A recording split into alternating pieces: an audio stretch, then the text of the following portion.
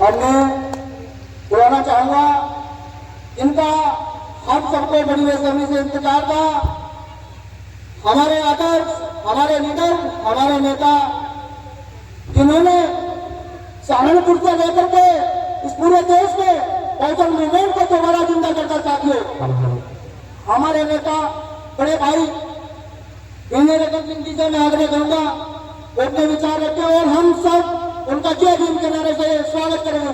जय जय जय जय जय जय जय भीम, जय जय जय जय जय भीम।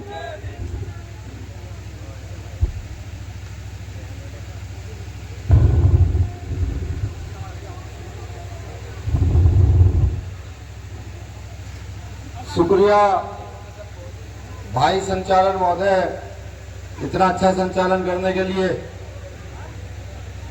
सबसे पहले तो मैं आपको बता दूं कि आज ये बहुत महत्वपूर्ण दिन है। आज के दिन बाबा साहब डॉक्टर अम्बेडकर की अर्धांगिनी यानी कि उनकी पत्नी का देहांत हुआ था, परिनिर्वाण हुआ था। मैं बस आपको इतनी सी जानकारी दे दूं, तो जो आज इस देश में सभी धर्मों को समानता का अधिकार है, जो आज इस देश में हम अपनी आवाज को बुलंद कर पा रहे हैं, जो आज इस देश में मैं यहाँ पर खड़ा होकर बोल पा रहा हूँ, ये सब डॉक्टर बाबा साहब अम्बेडकर का दिया हुआ है। और उस काम को करने में उनकी पत्नी माता रमाबाई अम्बेडकर का बड़ा योगदान रहा है। तो आज मैं उनके परिनिर्वाण दिवस पर उनको झुककर नमन वंदन करता हूँ, जय भीम करता हूँ।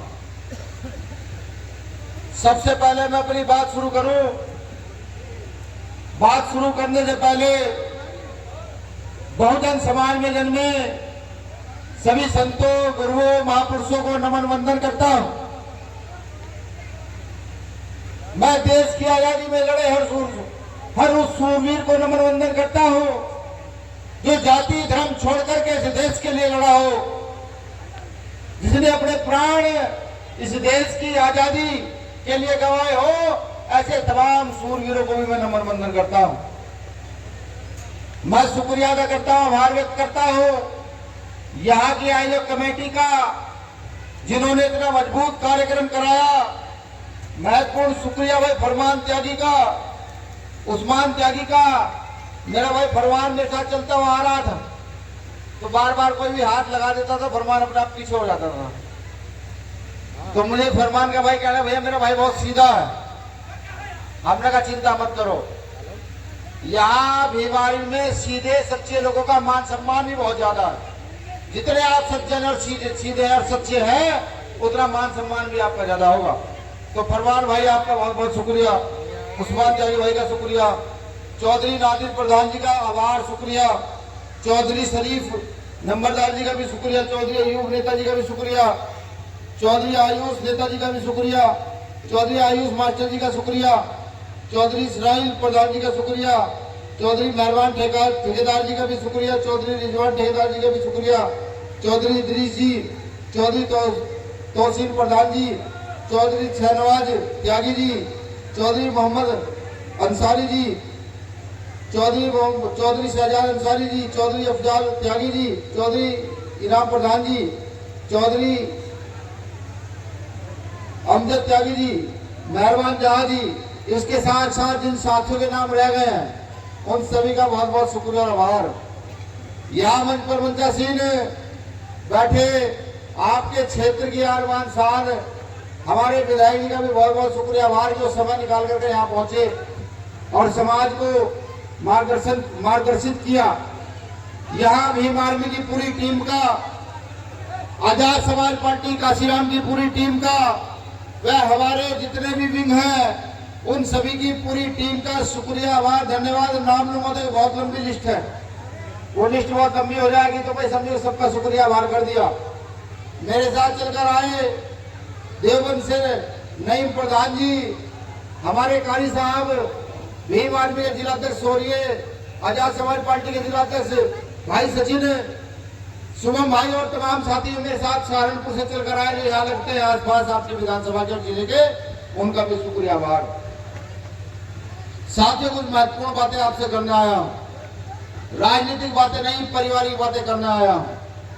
वो बातें करने आया हूँ जो अब से 5 या 10 साल पहले 20 साल पहले अगर हम कर लेते तो आज देश में जो हमारे साथ अन्याय अत्याचार बड़े पैमाने पर हो रहा है शायद उसको रोका जा सकता था। अभी आपने देखा होगा कि अलीगढ़ में कुछ साथियों को सिर्फ इसलिए पीटा गया कि उनकी गाड़ी में मास्क था, और मेरा ये मानना है उनको इसलिए नहीं पीटा गया क्योंकि गाड़ी में मास्क था, उनको सिर्फ इसलिए पीटा गया क्योंकि वो मुस्लिम समाज से थे, इसलिए उनको पीटा गया। आपको इसका मतलब समझना होगा क्या,